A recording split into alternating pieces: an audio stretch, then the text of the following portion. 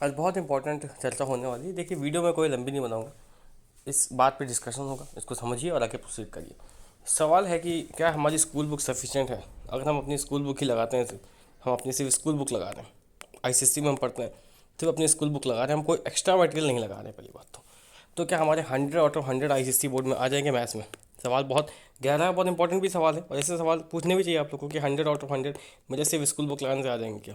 बहुत इंपॉर्टेंट सवाल है। सवाल ये आता है स्कूल बुक लगाने का मतलब क्या है। स्कूल बुक हालांकि किसी प्राइवेट पब्लिशर का नाम तो नहीं लेना चाहिए, बट जो फेमस पब्लिशर है, और मैं बताऊँ सारी किताबें बहुत अच्छी हैं, मतलब ऐसा कोई किताब खराब नहीं मिलती। जो मोस्ट पॉपुलर वाली है, एक आपकी एम एल अग्रवाल जी की किताब चलती है, एक आपकी आर के मंसल जी की किताब चलती है, एक बेसिकली वही अंडरस्टैंडिंग मैथमेटिक्स, और एक चलती है आपकी क्या बोलते हैं, कंसाइज, सेलिना का चलता है ना।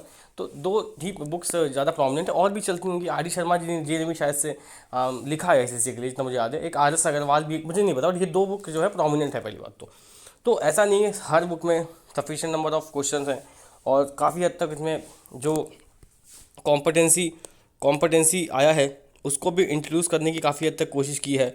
एनईपी फ्लेवर भी आपको हल्का सा मिल जाएगा, हालांकि ज़्यादा चेंजेस तो नहीं किए हैं, कुछ केस स्टडी बेस्ड क्वेश्चन डाल दिए हैं, तो उन्होंने अपनी बुक को रिवाइज भी किया। बट सवाल आता है, जब सब कुछ किया ही जा चुका है, तो हम अगर कोई भी स्कूल बुक लगा रहे हैं, स्कूल का मतलब स्कूल में चलती है, और जनरली यही स्कूल बुक्स आईसीएससी में चलती हैं। और आईसीएससी की खुद की अपनी बुक नहीं है, जैसे एनसीईआरटी होती है, सीबीएसई में खुद की अपनी बुक आईसीएससी की नहीं चलती है। तो सवाल है क्या हमारे 100 आउट ऑफ 100 आ जाएंगे। देखिए, पहली बात तो आईसीएससी में हर साल में देख रहा हूँ 2022 के बाद जब से कॉम्पिटेंसी बेस्ड क्वेश्चन इंप्लीमेंट होना स्टार्ट हुआ, 23, 24, 25 और 26 का पेपर देखें, तो 26 का पेपर उतना हार्ड नहीं आया था मैथमेटिक्स का। 26 का थोड़ा इजी साइड पे मैं रखूँगा, बट क्वेश्चंस जो हैं थोड़े से नए क्वेश्चंस आ रहे हैं। मतलब देखिए, मैं फिर बता दूं, मैं कई बार बता चुका हूँ कि भाई आपका जो पेपर है उसमें से अराउंड 80 से 85% पेपर तो वही आ रहा है जो आता था।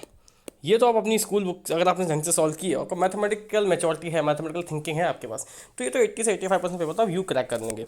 बाकी जो कॉम्पिटेंसी अभी आ रहा है करंटली, जो कॉम्पिटेंसी नए क्वेश्चन थोड़े ट्विस्ट करके, जो थोड़े नए आइडियाज़ पे, मतलब आइडिया सिलेबस तो सेम ही है, आइडियाज़ नए तरीके से आपके आएंगे, तो ये आपका 15 से 20% अप्रॉक्सीमेटली आ रहा है। पहली बात तो 15 से 20% आ रहा है, ठीक है।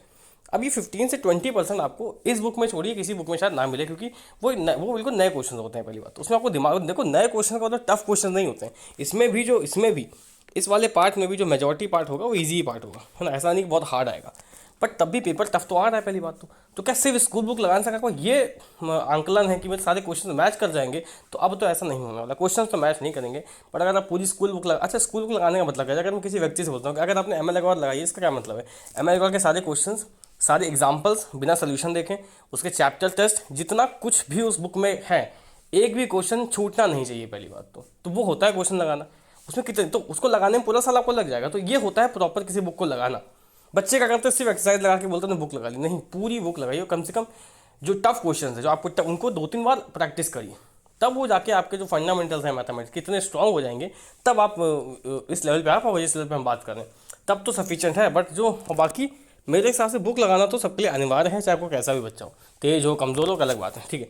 बट यहाँ पे हमारे पास पीवाईक्यू सीरीज़ है, पीवाईक्यू सीरीज़ ये हमें लगाना बहुत इंपॉर्टेंट है। पीवाईक्यू सीरीज़ में भी लोग कंफ्यूज हो जाते हैं कि हमें क्या, देखिए मेजॉरिटी जो आप क्वेश्चंस बुक में लगा लेते हो वही पीवाईक्यू में आते हैं।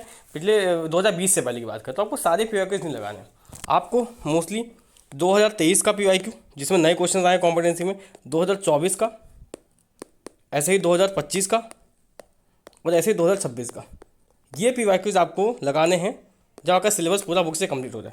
इससे नए क्वेश्चंस का आइडिया मिलेगा। और हाँ, जो कॉम्पिटेंसी की पीडीएफ जो कि बोर्ड ने रिलीज़ की, उसको एक बार 2-3 बार सॉल्व करना है, उससे आपको एक आइडिया लगेगा। और दूसरी बात है रिवीजन टाइम, आपको कॉन्सेप्ट को ढंग से पढ़ना है, पहली बात तो। जैसे अगर मान लीजिए अगर मैं आपको ये बोलता हूँ, कैसे मान लीजिए किसी व्यक्ति ने क्वाड्रेटिक पढ़ लिया, अब उसको ये पता ही नहीं है कि B² - 4AC डिस्क्रिमिनेंट होता है, ये तो पता है, बट यही क्यों डिस्क्रिमिनेंट होता है, यही क्यों रूट्स का नेचर डिसाइड करता है, ये क्यों डिसाइड करता है, पहली बात तो ये अगर रीज़न आपको नहीं पता है तो कॉम्पिटेंसी क्वेश्चन कहीं से भी कैसे पूछा जा सकता है, वहाँ फंस जाओगे। इसका मतलब आपको लेवल बढ़ाने की आवश्यकता है। अगर इस क्वेश्चन का आंसर आपको नहीं पता, यही क्यों और कोई एक्सप्रेशन क्यों नहीं नेचर डिसाइड करता है, तो लेवल बढ़ाने की आवश्यकता है आपको, ये बात भी फैक्ट है। तो हमारा कंक्लूजन यही है इस किताब का, अगर आपने किताब ढंग से सॉल्व की है, सारे क्वेश्चन किए, तो मेजॉरिटी क्वेश्चन आप लगा लोगे। बट कॉम्पिटेंसी के लिए आपको पीवाईक्यूज देखने ही पड़ेंगे, पिछले 4 साल के पूरे पीवाईक्यूज मत देखिए, क्योंकि वो सब रिपीटेड ही क्वेश्चन है, जो बुक से ही इंस्पायर्ड है, बस वैल्यू थोड़ी बहुत चेंज कर दी गई। तो वो लेवल बढ़ रहा है आईसीएससी बोर्ड का, तो सतर्क रहिए, इतना आसान नहीं होगा समझ लाना, मैं पहले ही बोल देता हूँ। Thank you.